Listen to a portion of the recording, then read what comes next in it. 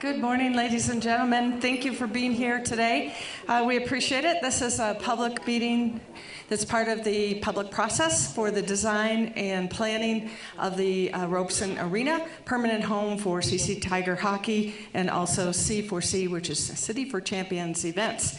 So this is the third of the public meetings. We have held one on January 5th, February 16th, and today, March 23rd. And then we also had a fourth meeting, which was a workshop on January 19th. So through all these meetings, we've had extensive amount of public feedback and input during the meetings, Q&A sessions, the meeting summaries we put together, comment forms, a tremendous number of emails, and we appreciate those. I get them all. And we've responded to every one, so I'm very proud of that with the college's help, so thank you. And then in addition, we've had several meetings over the past several weeks with organizations, businesses, individuals close to the site, to the college. I'll name a few. The Old North End Board, the Near North End Board, the Numismatic Museum. We've met with All Souls Church. We've met with the Yoga Studio. We've met with Wooglands, on and on. There's been numerous number of meetings to get input in a smaller setting due to concerns or questions that they had about their particular organization or business. So what you're going to see today really reflects a lot of that input that we have received over the last couple of months. We've collected all that, so every email, every comment that we get, we organize them, we catalog them, and I provide them to the architects and to the college and the project team, and they've been incorporating that, and I think you'll see a lot of that today. Chris reminded me, though, that it was only 2 weeks ago that the decision was made to put a parking garage on the site of the arena. So with 2 weeks' work, these folks have been very, very busy making that happen, and you'll see a lot of that today. But it's not done yet. There are more plans to go. So we do appreciate you being part of the process, and we encourage you to continue being part of it and continue giving your feedback. We've said before, this is a very iterative process, and so it's not done yet. So hang in there with us. We appreciate it. Just a couple quick housekeeping. There's refreshments out front. I mentioned the restrooms downstairs. There's also a all-gender restroom right to the back of the lobby here on this floor, if you need that. You have an agenda that you were handed on the way in, and that agenda has the agenda for today's meeting, and it also reflects the revised site plans. There's a frequently asked questions document out there. It's the same one that you've seen before, but if you're new to these meetings, feel free to pick one up. Everything is on the website, and I will mention that this PowerPoint that you'll be seeing today will be on the website right after the meeting ends. So if anyone wants to share that, you're certainly welcome to do that. All of these meetings have been videotaped. Today's meeting will be videotaped as well. And all of those videotapes are on the website. So if you miss a meeting or would like to go back and see what was discussed, you have the ability to do that. So could I ask a quick raise of hands? How many people here have been to any of the prior meetings? Wow, that's great. So very few. I saw just a couple that this looks like your first meeting. We haven't had to have a lot of ground rules for these meetings. They just haven't been necessary. It really comes down to two, and that's just, the first one is really just respect, and that is allow the team to get through their whole PowerPoint presentation, and then we'll open it up for questions. And we have microphones down front that will ask you to come down and ask your question so everybody can have the benefit of hearing your question. And really that's about the only ground rule. If the comments and questions could be kept short to 2 to 3 minutes. I've been told that my microphone friends up in the balcony will turn your microphone off if you go much past 3 minutes, so that I don't have to be too much of a tough guy, because I have trouble with that one. All right, so agenda for today.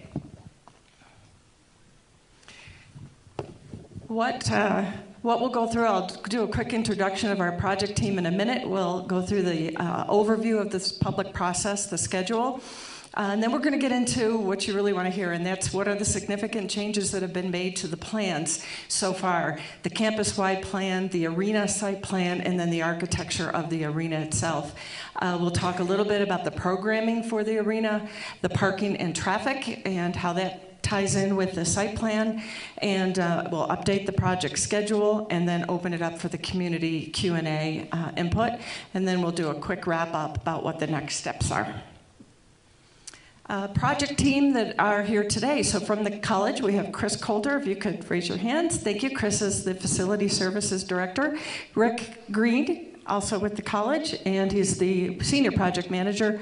Scott Lowenberg, I don't think I've seen Scott. He is probably busy with the hockey team. We've got from the City of Colorado Springs, Bob Cope is not here, but we do have Ryan Tiefertiller from the city. Ryan, if you're here, can you raise your hand over that side of the room? Thank you, Ryan. Consultant project team, we have Chris Lieber from NES. Chris is the lead project manager for the consultant team, myself, Lisa Bachman, and also with me is Allison and Monica and Cassandra. And our job is to put these meetings on, do the logistics, do all the meeting summaries, post everything to the website, e-newsletters, keep you informed. So we're just a lot of details and logistics. Architect Adam Davidson is here from JLG Architects. Traffic and parking, Todd Frisbee. And civil engineer Kyle Campbell. I don't believe Kyle is here today. And then landscape architect Katie Whitford from NES. Katie is down here in the front. Thank you. And all of the team will be available after the meeting out in the lobby. So if you would like to have some one-on-one conversation, they're here to do that. So we do have another meeting planned, but we have not set the time, date, and place yet. If you've not signed in, if we don't have your email address, if you would provide that, we send out notices and a couple reminders about these meetings. We also publicize them in social media, on the project website, press releases to the news media as well. And then we'll have a downtown review board meeting, which is July. We don't have a date for that yet either. And then Colorado Springs City Council is in August. So that is our schedule. This is the website where I said everything is being posted. So if you have not gone there to check out all the documents, we encourage you to do so. And there's an email address, so if you ever have a question or a comment you'd like to send in, as I said, I get them and some of the project team gets them. Please do so. We do respond to everyone. So with that, I would like to turn it over to Chris Coulter from the college to do a welcome and give a quick overview. Thank you, Lisa. Good morning and welcome to everybody. It's a pleasure to see all of you, and we look forward to a very, very productive morning together. On behalf of the college, I want to extend a very big thank you to those neighborhood groups and community organizations who have recently made their time available to share ideas and discuss much of what you are going to see here today. The meetings have been very well attended, and the discussion has been very meaningful and certainly with a lot of purpose. Today we have the distinguished opportunity to share our progress, continue to collaborate, and further introduce what steps and opportunities lie ahead. At the heart of progress is collaboration and compromise. Through intentional listening and commitment to the betterment of our community, we anxiously look forward to your continued feedback related to our presentation that we have prepared for you today. On the screen behind me are 5 Robson Arena project delivery principles, using verbs like connecting, elevating, establishing, and creating. Words describing what the college seeks to deliver, including our fundamental aim of making Robson Arena a destination to enhance the fabric of our community, our state, and the Front Range region. The college has embarked upon a public process to both demonstrate accountability and dignify thoughtful input. Today is an additional opportunity to balance and verify what we have heard to date while opening the door to what we are moving toward. I hope and trust that what you will see today will further buttress the college's public process goal of dignifying the conversations we have heard to date. We very much look forward to your feedback and comments throughout the day. Today marks an exciting new conversation and begins to move the project needle toward what we believe will be a welcomed outcome. I now want to invite Mr. Chris Lieber to the stage to talk about what we have heard to date. Thank you. Great. Good morning, and thank you so much for being here this morning. Thank you for giving another Saturday to us. We very much appreciate it. I think as both Lisa and Chris have alluded to, there have been substantial changes made to the plan since we last met, and we're looking forward to really sharing that with you. I think at meeting one, we talked about this as being an iterative process and that your feedback and input would really help shape the plan as we move forward. And I think you'll certainly see that represented today as we move forward. I thought perhaps, though, the best way to start is actually a quick look backward. And what I mean by that is, for those of you that attended meeting number one, this is that initial site plan that we had shared with you. And I think this is helpful in kind of doing a little bit of comparison as to where we are today. A couple of things I think are worth noting. The first thing that really jumps out on this plan, of course, is that the arena is located at on the south edge of the block. What I mean by that is Dale Street here to the south. We have Tejon to the west, Nevada to the north, or excuse me, to the east, and Cache on the north side. We're showing a pedestrian connection, in other words, to connect to the core of the campus, ultimately to the arena.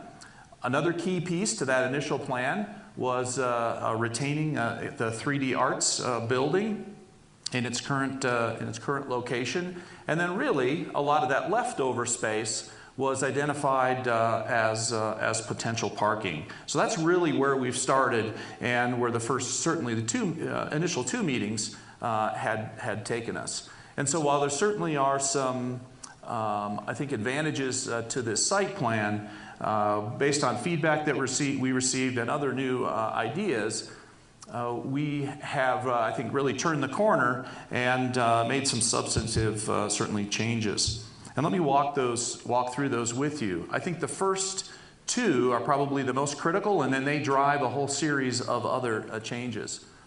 First and foremost, this idea of relocating the arena to the north half of the block. In other words, imagine almost flipping the arena, flipping that building from the south side to the north side.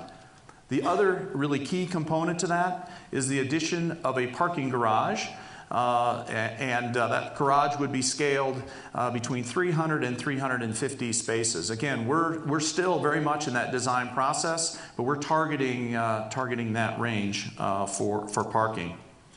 Another key and very important element is the college's commitment to identifying off-street parking spaces, enough parking to accommodate a sold-out CC hockey game of about 3,500 individuals. And of course, that's the largest capacity.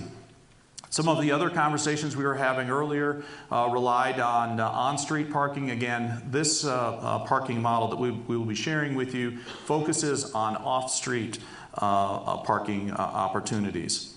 That would be accomplished in a number of ways. First and foremost, designating a number of the existing campus lots. That is consistent with what we had talked about, but we want to be specific about that.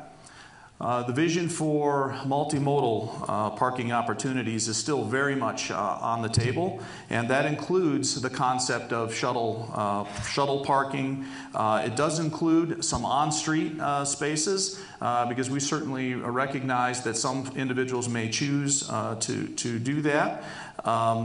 We're talking about also rideshare, as well as bicycling and walking opportunities.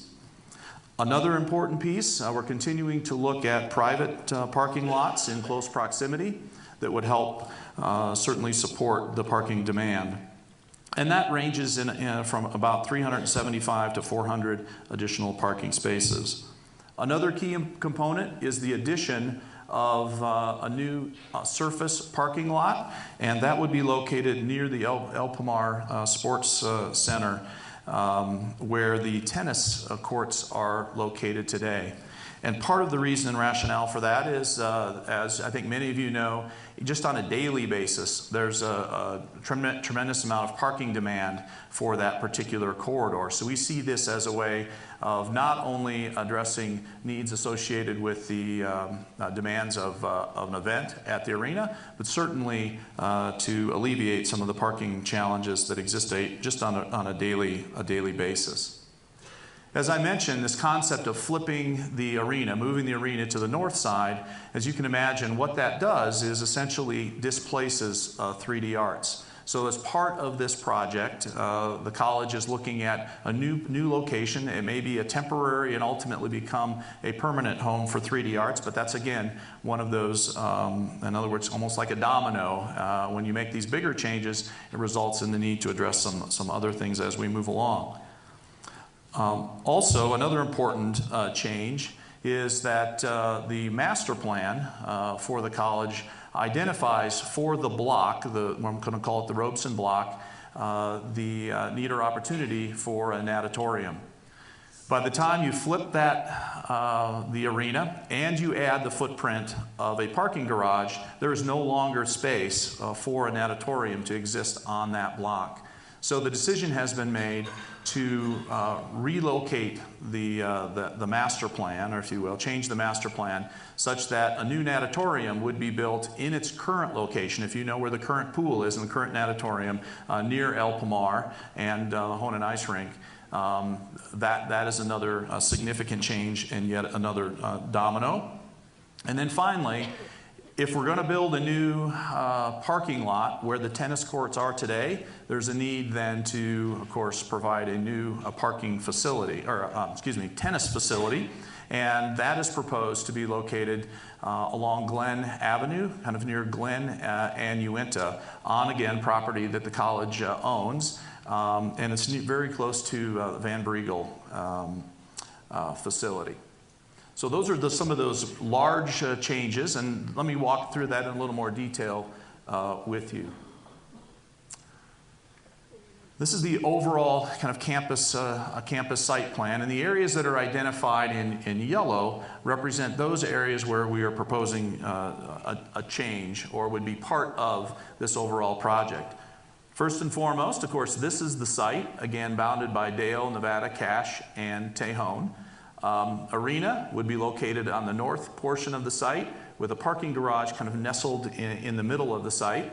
And we talked a little bit about those dominoes. Of course, the current master plan identifies a natatorium here. We're proposing that future development would happen in this location. Again, that's not part of this capital project, but from a big picture planning perspective, we want to take that into account. And again, this is where the pool is today, and where at some point in the future, new facility would be built. We talked about that additional surface parking lot. This is El Pomar Sports Center here, existing tennis facility. Want to make those changes here to make this a surface parking lot, again, to serve this area, which definitely could use parking on a daily basis.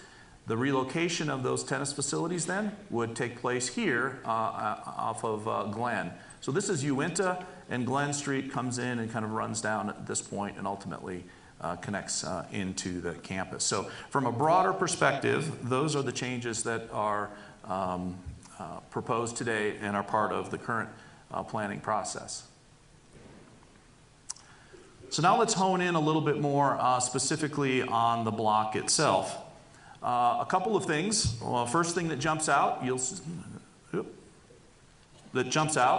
Robson Arena now is on the north half of the block. You'll see the parking garage located here, but also wanted to step back and look at a little bit bigger picture and some more contextual items.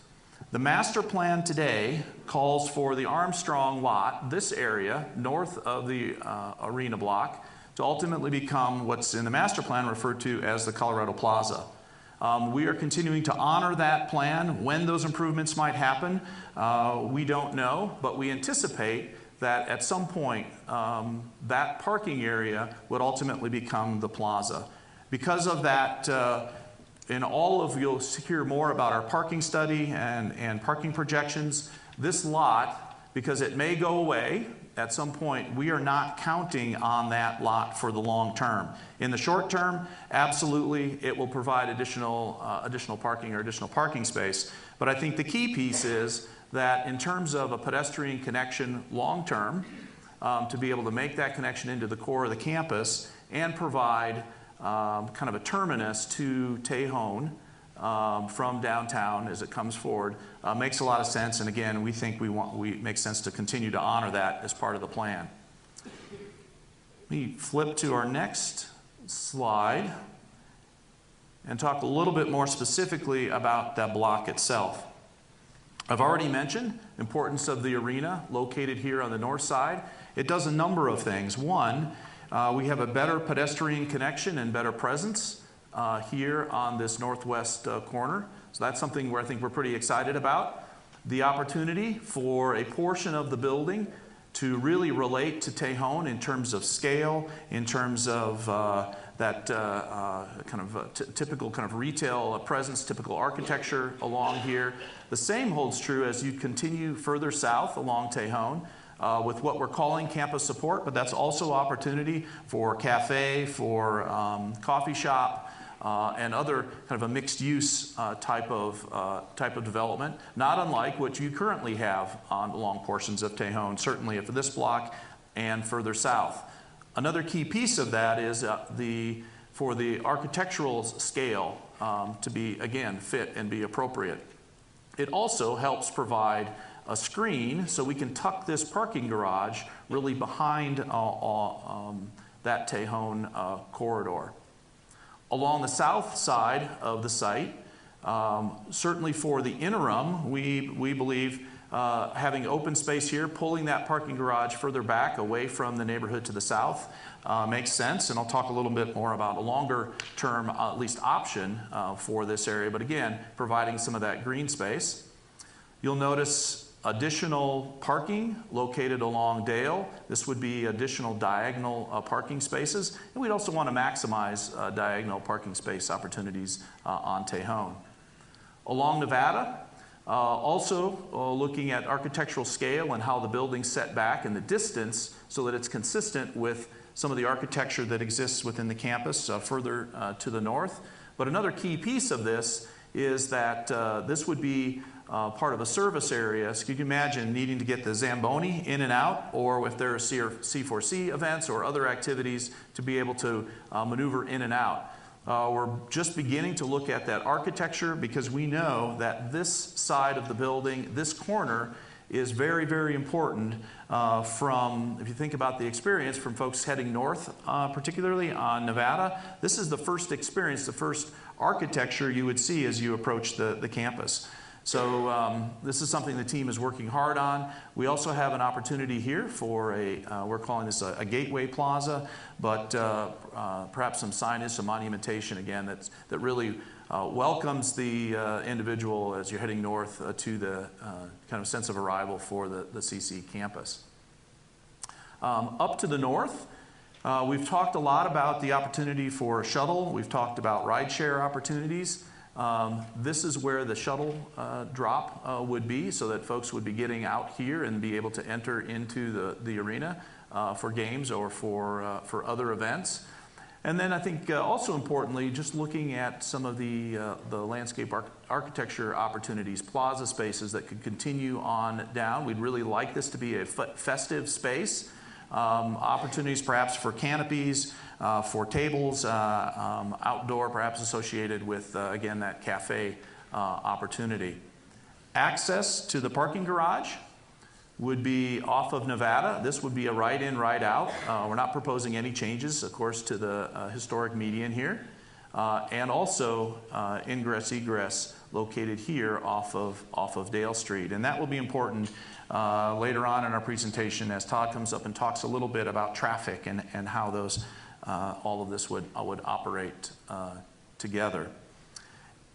I'd also mentioned that while this would be a short-term plan or mid-term plan for that matter, we also think that it makes sense for the potential to extend architecture in the same manner that we've done that here, to extend that across here that would again be appropriate for the scale. It would also tuck the garage behind that architecture.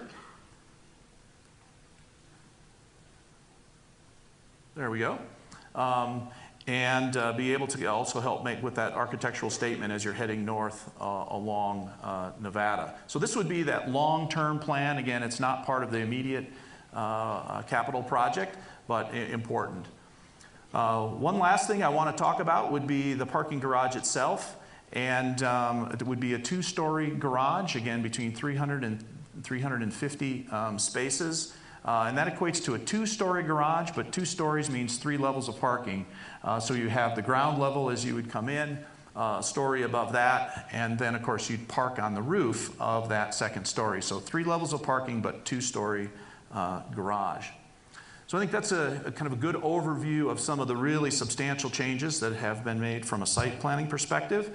And at this point, I'm going to turn it over to Adam Davidson with JLG Architects to talk a little more specifically about the building and the architecture. Thanks, Chris. Appreciate that. Good morning, everybody. Very happy to be here today on campus again, back in Colorado Springs. As you can see, there's been some significant changes that we've been working through over the last month. And before I get to those on the architecture side, I want to step back a little bit, just as Chris did, and talk about what we were hearing from all those comments and feedback, both from the community presentation back in February, as well as our communication with the college itself.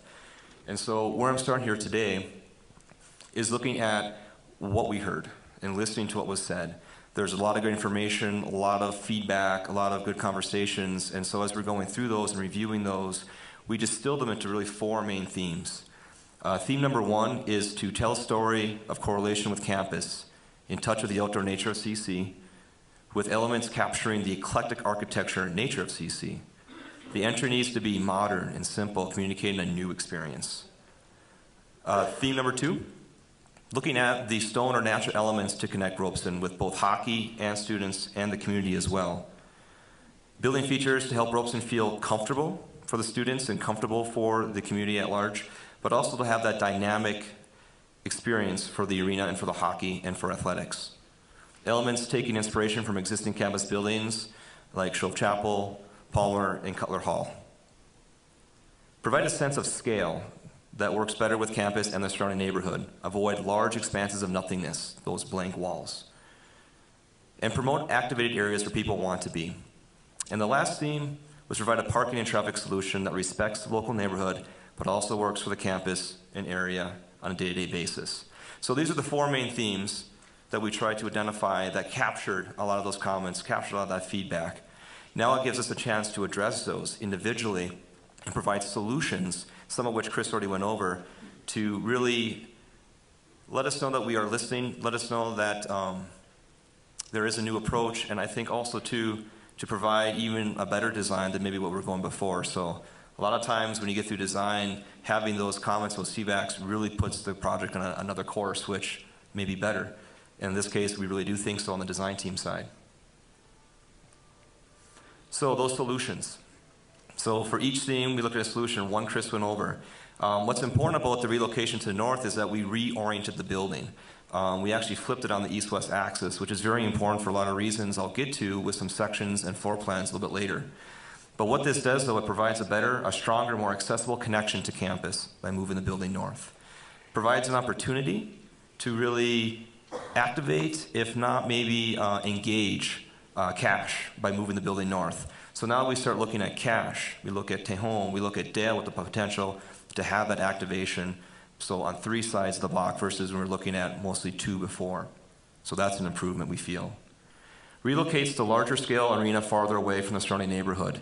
I think that's an important one, that we try and move it towards a campus where we do have larger scale buildings and keep the larger scale of the arena centered on the site so it's away from the edges, and try and keep that scale down at the pedestrian level.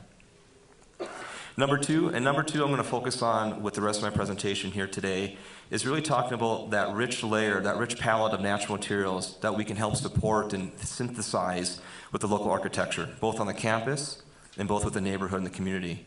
There really is an eclectic fabric that I'll get into here in a second with what's going on campus over time and the neighborhood, and really the surrounding neighborhood. And then at the same time, how do we balance that? How do we synthesize that with introduction of this new experience, this new dynamic experience that the hockey arena and the athletics are going to offer for the community and for the campus? Number 3 is to address the campus support building that Chris went over. So that's really expanding the retail, expanding that mixed use down Tejon, really activate the whole street. This really amplifies that experience with having a cafe, outdoor seating, a lot of things that both the neighborhood and the campus can utilize. It also introduces a more appropriate scale. And we talked about that. We're trying to step the scale down, not have that large arena elevation along Tejon or along Dale like we were showing before. And so really have that appropriate scale that's more relatable to campus and more relatable to the neighborhood. And the last one, of course, is really tucking that parking garage into the middle of the site so that we can really truly activate and surround the park or the lot there with something, whether it be a park-like atmosphere or potential future development and the campus support building. So as we find solutions, as we identify those themes, we find solutions for those themes, working with the design team, working with the college, we need to make sure that we keep in check the design narrative that we've established, the backbone for the project. And that's really to create a sense of place that hockey and athletics to compete at a national level, but also serves the needs of the broader Colorado College and Colorado Springs community. Again, we're trying to find that balance and that synthesis between all parties involved to make this a successful project in a very successful place. So, where we started is, again, I want to focus on materials, I want to focus on the existing eclectic architecture in the community and the campus. We just started to look at the timeline of the campus and the neighborhood on what we were seeing there in terms of building development. So starting off with some of the older buildings on site, probably later in the 19th, early 20th century, we see some of those older, I would say, mission style or Gothic revival, even some mission. Of course, there's some Victorian, some Tudor out there, but are heavily utilizing stone, heavily utilizing a product that comes from the earth, used in different ways, different colors, different textures. You can see here there is Palmer Hall, and what we're seeing there, Shove Chapel. And so there's just a lot of different ways that are being used to really just give a variety of architecture on campus. As you kind of move through the middle of the century, the 20th century, we start to see advancements in technology and engineering. So we go away from the load-bearing stone that you would see in those types of buildings to lighter and more nimble steel structure or concrete structures, where you start seeing the exterior and the envelope more as cladding, not load-bearing anymore. However, though, we still see a lot of use of brick as that brick veneer, as that cladding, used more in a contemporary way, maybe even more modern way, but seeing things like Armstrong Hall here, for example, and how that's relating. But you see there's still a connection to the stone that was done before, and that it's just another iteration of that. The brick, it still has that tie to the earth, still has that reddish-brown color. There is a connection that's happening between these new buildings, even though they're a different time period. And then lastly, kind of the more recent projects we see on site with the Tutt Library, Cornerstone, and how they're trying to introduce language that is present and current, and language that is also trying to find that synthesis with what's going on. I think what's interesting about Tutt is that while it is not really brick or stone, they are still utilizing that rhythm or pattern, and they're still using a color scheme that does tie back to that. So it's not completely foreign. There's still a connection and a respectfulness that they're trying to do with that design back to what's already around the campus in the surrounding neighborhood. I would say Cornerstone is a little different. The few things you can pull from that, I think, is some of the dynamic massing. And they did try and utilize, I think, some of those tans and some of those earthy tones and textures with that. It's debatable if that's successful or not, but I think there's still an intent there to make sure that when they fit this new experience into the campus, that there is trying to have this connection and building off of that. So after we went through this, looked at the examples, again, the themes, our responses to those, the solutions, and we started talking about the history and the research we did, we started to really point ourselves towards not an old product by any means, but used in a new way, and that is terracotta. Terracotta has been around for forever, and it has a very rich palette to it. It can be done in so many different colors and textures and sizes. It can be done as simple rain screen cladding. It can be done as louver systems here you can see for sun shading. A lot of possibilities about this, but what's really striking about it is that it has a strong connection to some of those earth materials we see on campus already, which is the stones and the bricks and what's happening there. and really developing that language to synthesize back to what's already happening. I think one really good image we like about this is this top one. I think the reason why is the tones are so relatable to what we see already on campus, provides some of that more contemporary smoothness and cleanness, but as you can see next to an existing masonry building, there is a sense of connection there. It is different, and it probably should be different because it is a new experience.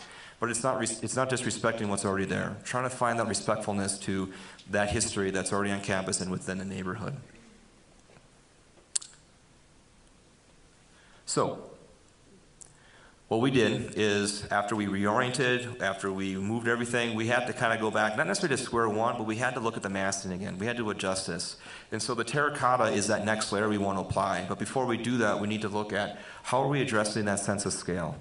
And so here is one of our first iterations after we knew the parking garage was going to be on and we're moving the building north, is to look at how can we treat the northwest corner, the north elevation, and the west elevation in a way to break down the scale, introduce some horizontal canopies, some horizontal elements, really start to, excuse me, I keep hitting the wrong button there, I apologize. Start to really peel back the layers and give some transparency to that. And we talk about that north elevation where we have, a large part of the arena on that streetscape. By pulling it back just a little bit, and even more than what we're showing here now, we start to really try and make it more engaging. So one of the next things we want to start doing after pulling this back, introduce some glazing, introduce some horizontal elements is, now let's apply that terracotta. How can we supplement that now? And then how can we work with the landscaping to even have that further layer? So it really makes it to be a comfortable place to be, even though that may be a place that you don't occupy. You maybe pass through, but it still has a good sense of being there. And if you do pass there, it does feel comfortable. But at the same time, supports that dynamic, new experience we want with the hockey arena, to be able to see in when games are going on and see the scoreboards and things of that nature, the ribbon board that'll be in there. There's some excitement that can be drawn from that, or other events that would be there. I think the lobby is a huge piece of this project, both in terms of the hockey operations, but also in terms of the student focus and the community focus and how that could be utilized. In this here, we're really trying to make that a grand dynamic space that can be utilized on game days to bring people in, to have plenty of space for that, to lounge around, then go up to the games, but also when it's a non-hockey event, to have a space that students could occupy as a lounge or hold events there, or maybe community events. And then, well, it's an extension of the plaza is what we're seeing that as, and really trying to celebrate that. And you can see we're just starting to use a little bit of that terracotta in a sense of, a functional way, which is screening that west elevation.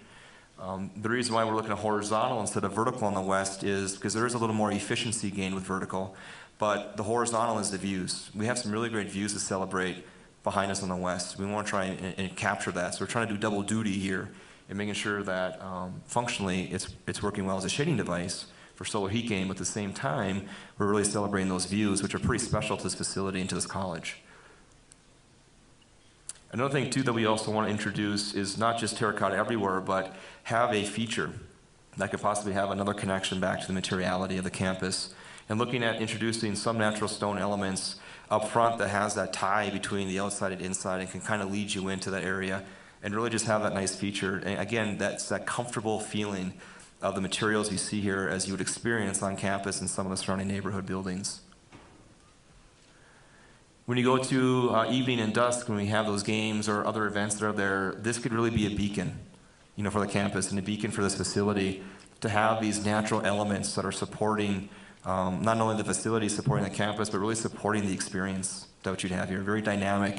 So you can see here how we're starting to see that stone transition in, starting to play with some of that materiality of terracotta on the exterior louvers here.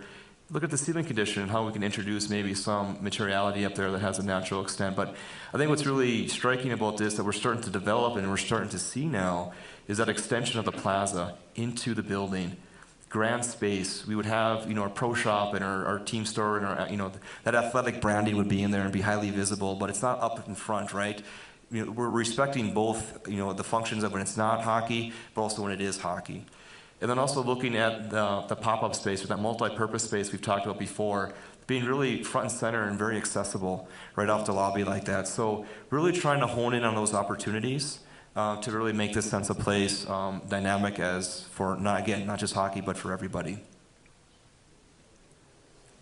Here's a quick little study we did on the interior and how that can happen. Again, here is the west glazing trying to work our way with mitigating solar heat gain, and there's going to be some solutions and further study we definitely need on this one. But I think what's important about this is just the idea and the grandness of the space and how that materiality can come in and support both the athletic branding but also the college branding. And again, there's that multi-purpose space that's very accessible and up high with the outdoor space behind. I'll get to the plans in just a second. They'll make a little bit more sense.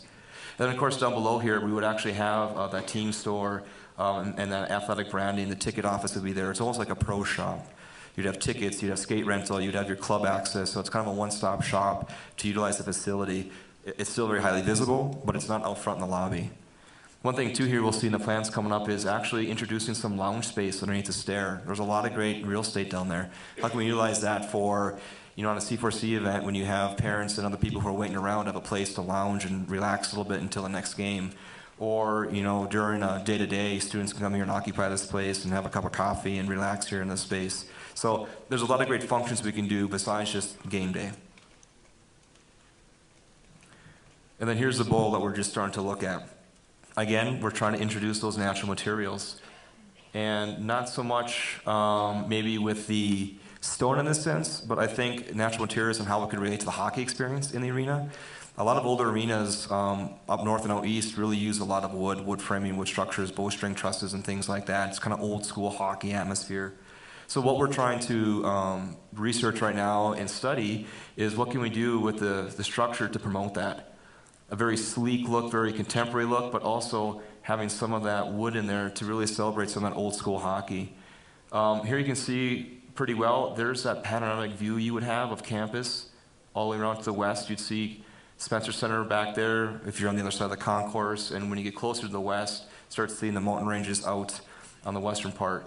Also notice the ribbon board that we're studying and looking at and the scoreboard solution, so that on game day, that game day experience is going to be pretty dynamic as you would see it from here in the open bowl, but also how you could see that from outside as well. So it's really trying to elevate that game day experience. We thought it was important to do some site sections, mostly looking at scale. Since that we've established that we can't recess the arena, we need to look at ways to try and mitigate scale the best that we can. And so part of that was moving it north. Part of that is keeping the high end of the arena, which here is the south elevation, in the middle of the site. So get our bearing straight here. This is the north-south section. Dale Street's down here. Cash is right here. Here's South Hall.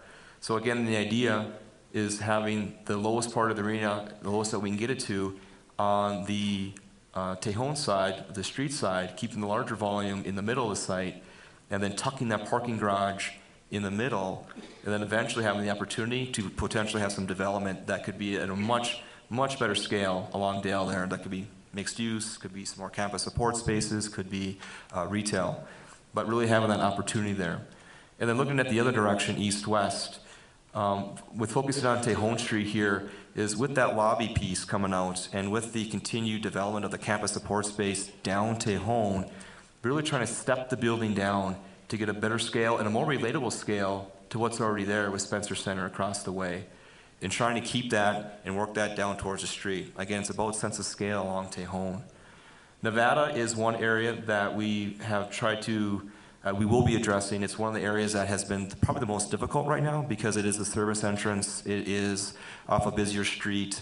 So how do we treat that? So there's some work that we need to do there for sure on that. But one thing that we are trying to do is step it back as far as we can, have a really clean place so that as you go down the street there, that there would be landscaping, there would be some site elements to really address that and layer that. And it's a very presentable, clean facade. But there is some more work that we're doing on that. So into the floor plans. So a lot of the plans that you saw last time are similar, but we've flipped it, so some things had to change. Some of the high points I point out, again, I've already addressed that, is the lobby. We've really increased the size of the lobby to make sure that we have the ability to bring people in on game day so you're not outside, that we have the proper depth there for going through security and screening, but also too for any of those social events and functions.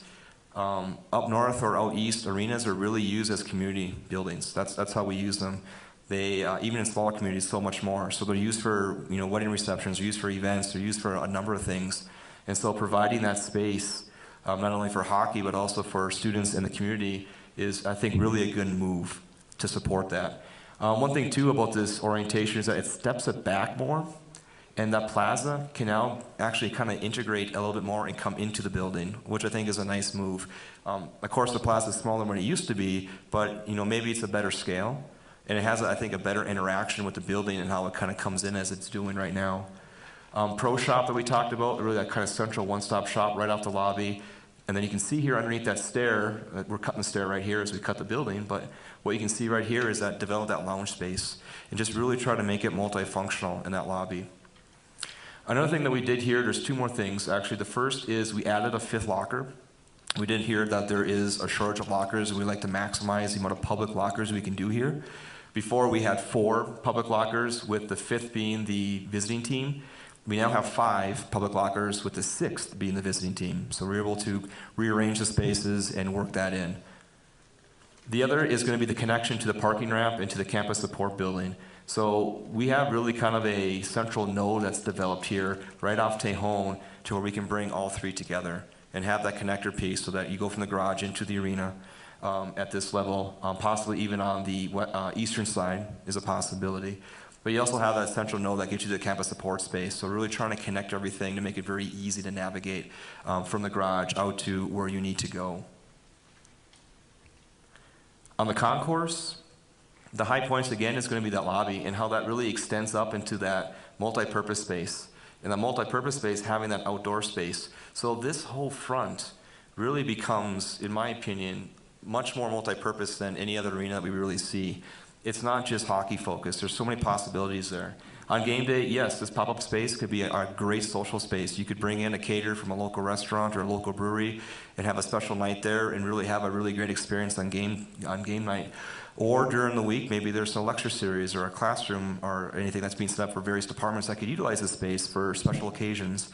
Or maybe the community wants to rent it out for certain community meetings or anything of that nature. So just a lot of possibilities with how that space could be used. The other thing to point out is, again, all of the north light that we get and really that transparency all the way around and just kind of giving those panoramic views that we have of campus and of the mountain range. It's really an asset, I think, to this project and to this college to have that. So we're really trying to celebrate that. One of our early energy studies that we did showed that when we flipped the building and introduced more of this light in the north, that we're seeing around that 14-15% energy savings and efficiency gains by just doing that flip. It's basically because of the lighting loads. We can really lower the artificial lighting loads we have in the building and utilize more of the outdoor lighting. Now that means we do have to look at things of glare and how that works on game night, so those are studies we have to do.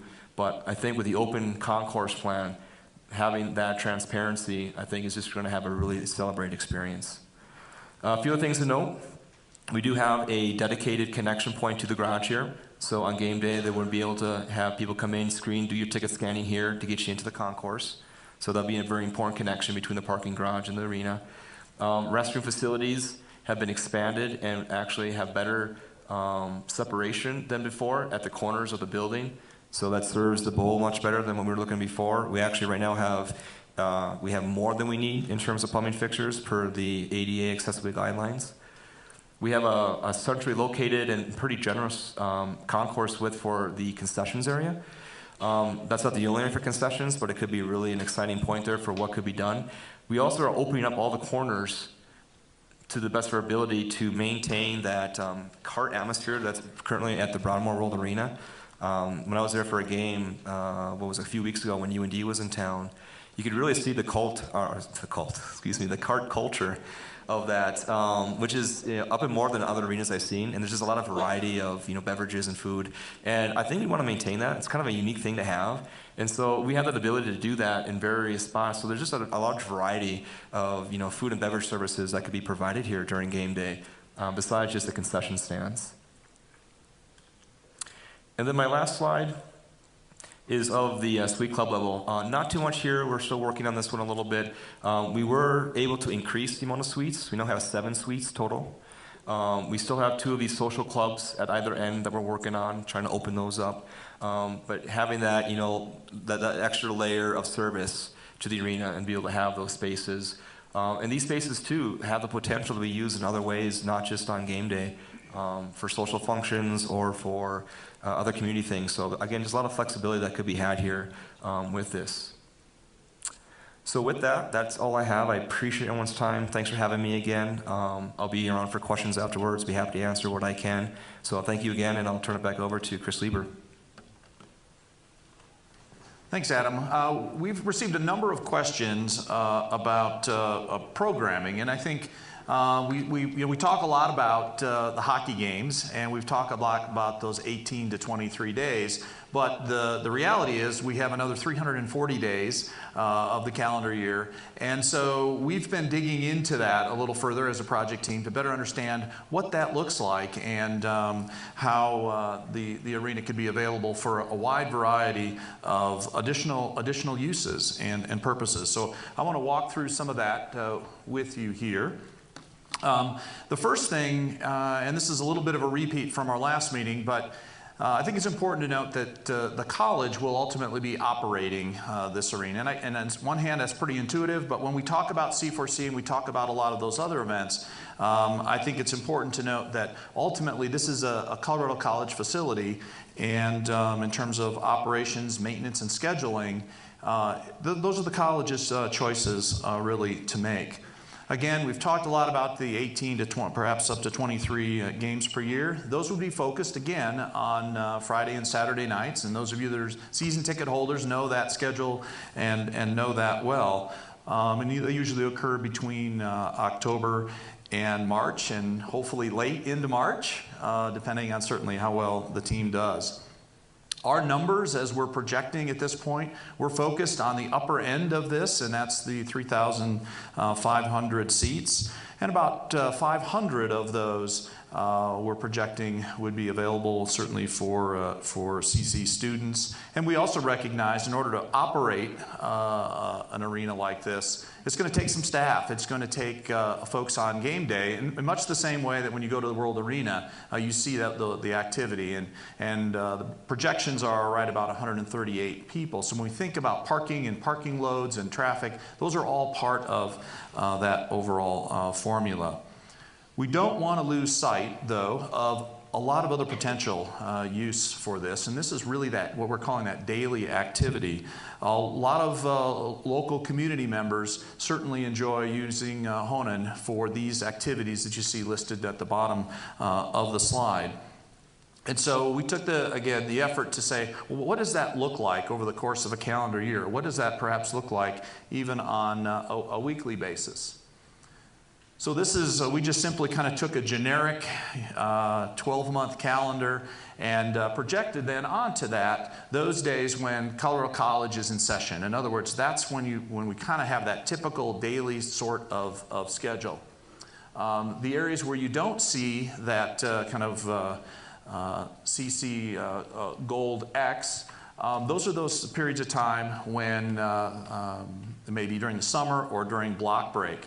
And we've talked in the past about that it's those time frames that are really best and would be the focus for things such as the C4C events. And while certainly there could be opportunities for smaller evening events that could happen really throughout the year, it's those block break days that would be the core again for C4C opportunities. The other piece is the little blue X's there. Those would represent up to the 23 potential game days. So you can see how that all kind of fits together over the course of 12 months. We've also said and wanted to take a look at, okay, with the D1 program, with the Tigers utilizing this space, what might the rest of the week look like and how could that be filled? Again, we recognize lots of opportunities for, I think, that community use, community involvement with the building.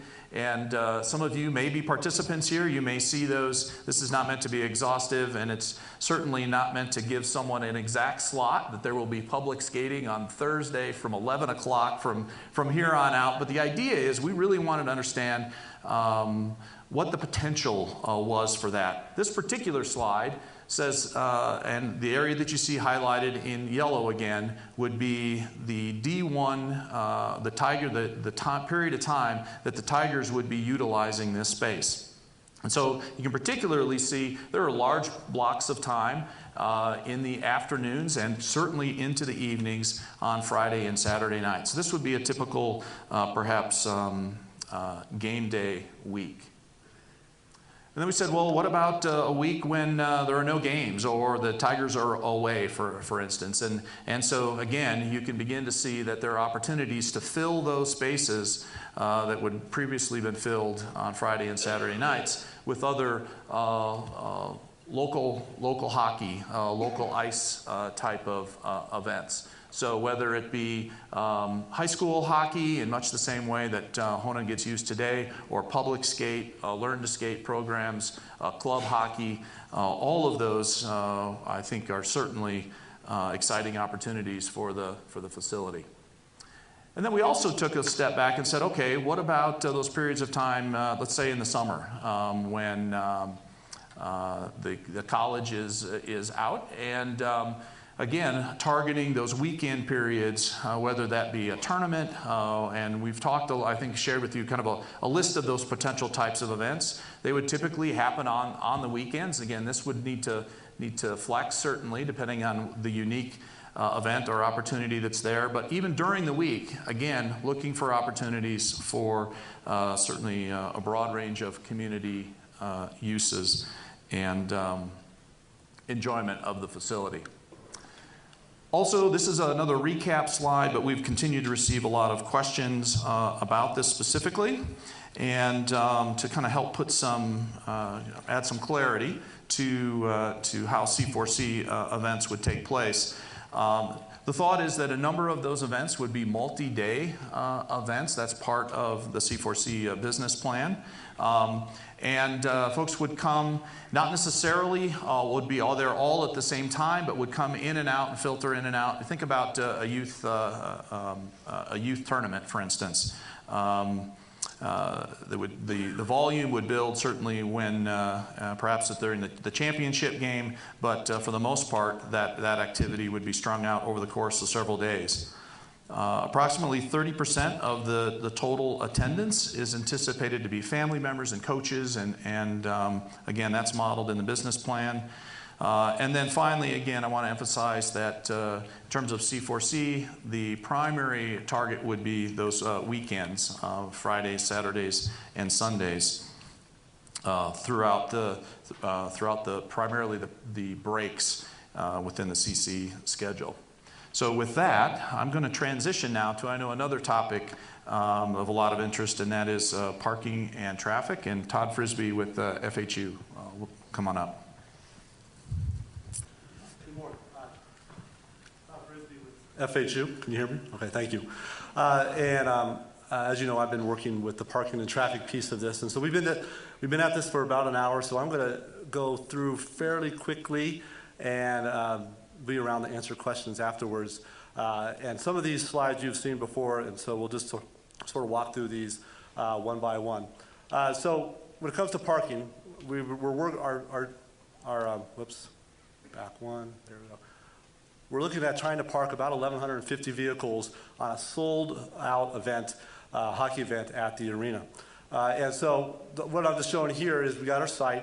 And typically when we look at parking, that in a cold weather climate, sort of the tolerance of people and their willingness to walk is about a 10-minute walk. And so that's sort of a guideline that we use in evaluating the proximity of parking for events.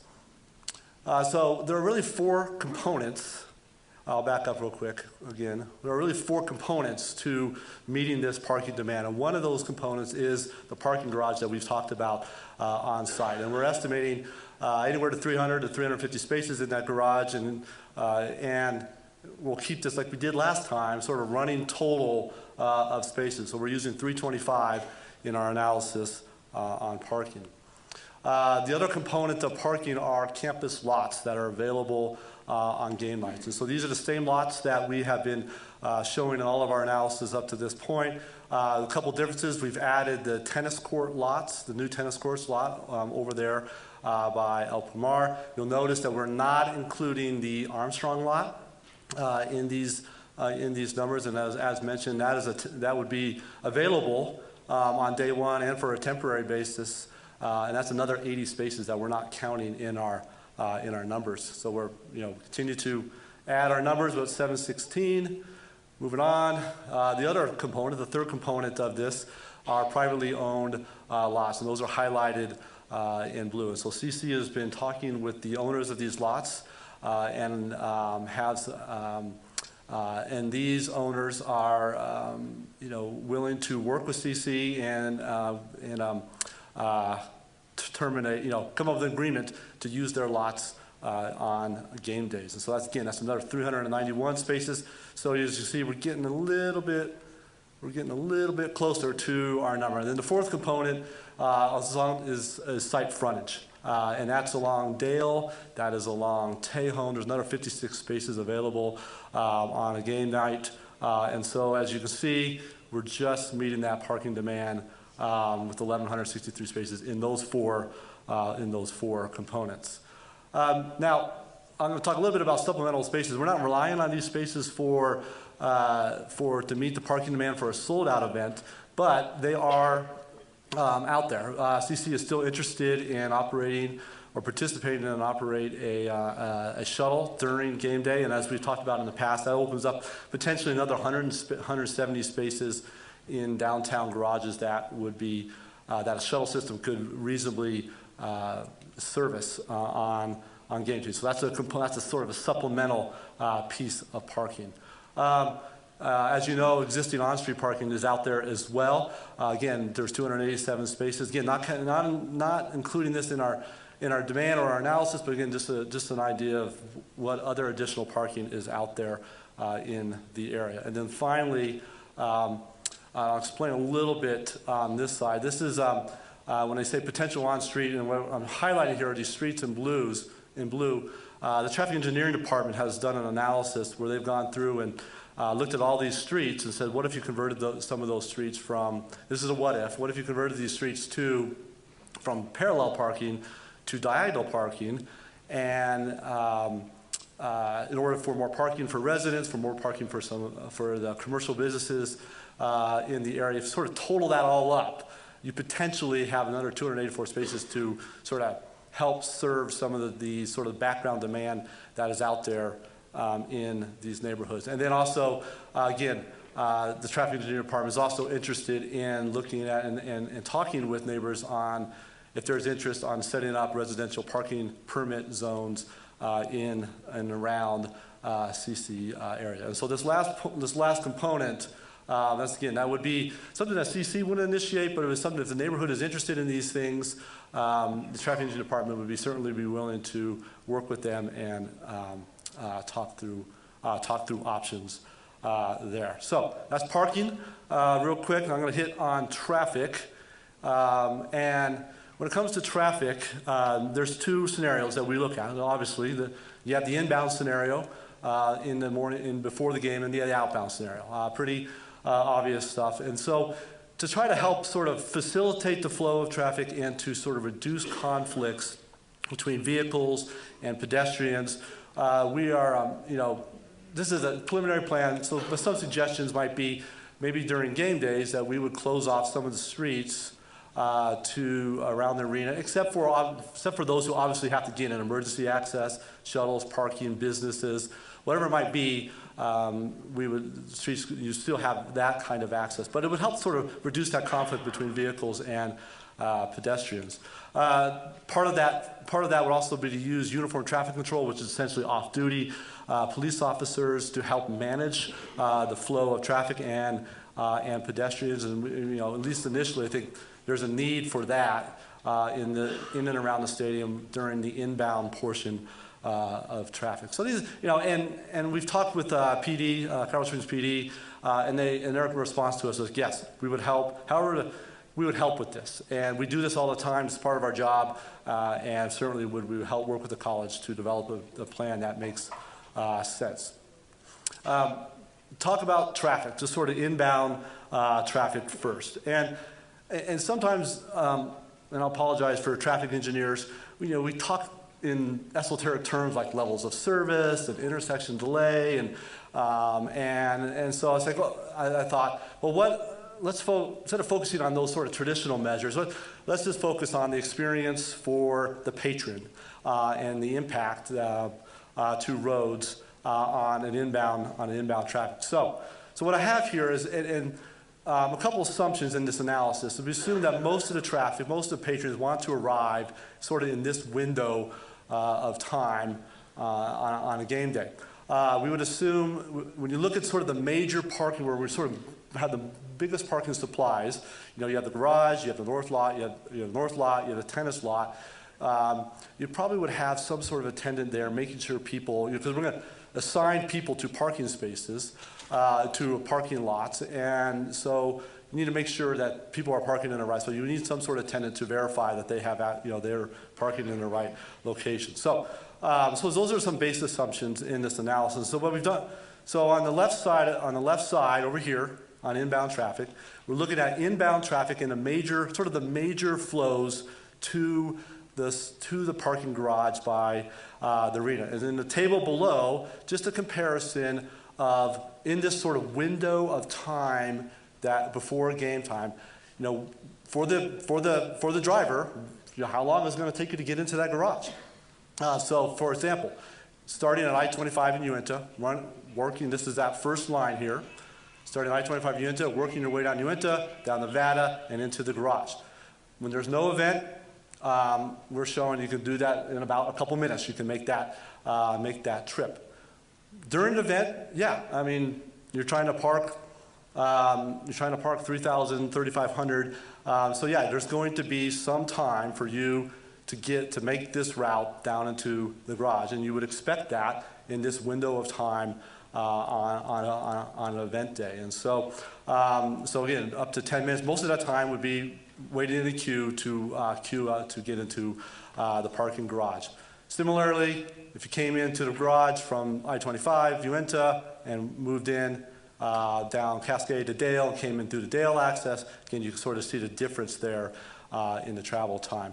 Coming up from the south, from sort of Bijou I-25, again, you can sort of see the change in travel time for patrons trying to access the parking garage. Similarly, we did the same analysis for the north lot and the tennis lot. We combined that into one graphic here, and again, you can sort of see this pattern of change in travel times with the event. And I'll reiterate, this is that moment of time between before the start of the game. We all experience that when we go to the World Arena. There's a moment of time when you get there at 6:45, and you're waiting in some queues of traffic to get into the lot. So again, you'll see that coming in from I-25 and Uinta and coming up sort of Cascade, Cascade. When I look at these numbers, I look at these patterns, what it's telling me is your most congested routes on the inbound will be Uinta, this stretch, Cascade in this stretch, and Nevada in that stretch as well. It also tells me if you're going to come to the game, maybe it's best to come from the south, as it's a little bit quicker to get into these facilities. Outbound is the next piece of traffic. And again, so outbound is a little bit different.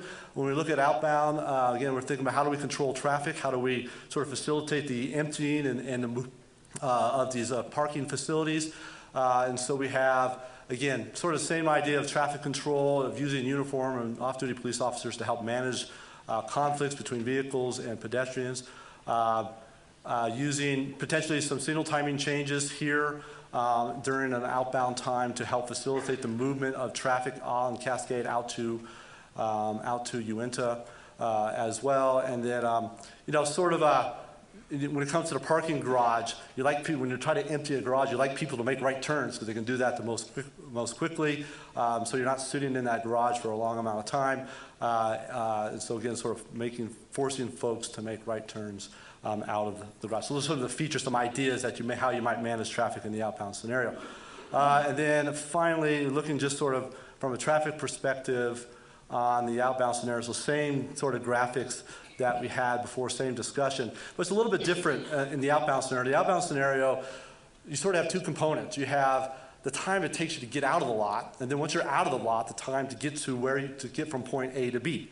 And so again, so just some basic assumptions related to sort of the arena garage, because it's attached to the facility, you're probably going to get a big crush of people trying to leave at the same time. And so we've estimated that on average, it takes you about 8 minutes to get out of that garage utilizing those two access points. The north and the tennis lot, again, they're a little more remote. People will filter out and sort of spread out as they try to get to these lots. Again, sort of estimated that the time to sort of clear these lots are 7 minutes for north lot, 2 minutes for the tennis lot. Again, these are based on size, has a lot to do with this. And then, so the numbers down here, what they represented, the travel time from point A to point B, not including the time to get out of the garage. So again, so if you're leaving the garage trying to get to I-25 Uinta, it'll take you a little bit of time to get out of the garage, come up a Cascade, and then make it out to Uinta. So same, sort of. I won't belabor you with the details, but sort of that same analysis. Again, trying to get up to I-25 and Uinta along Cascade, you see sort of that longer travel time to do that. So as I look at this and I think about it, I feel like the size of the garage is about appropriate given sort of these traffic impacts. If you get the garage to be too big, those numbers just start to go up. And so I feel like this is a manageable level of delay. And again, it sort of suggests as you leave these parking areas, it might be best to sort of head south to I-25 and at Bijou. So anyway, that's traffic. I'll be around to talk about that more if you have questions. And I think we're going to wrap this up real quick, right?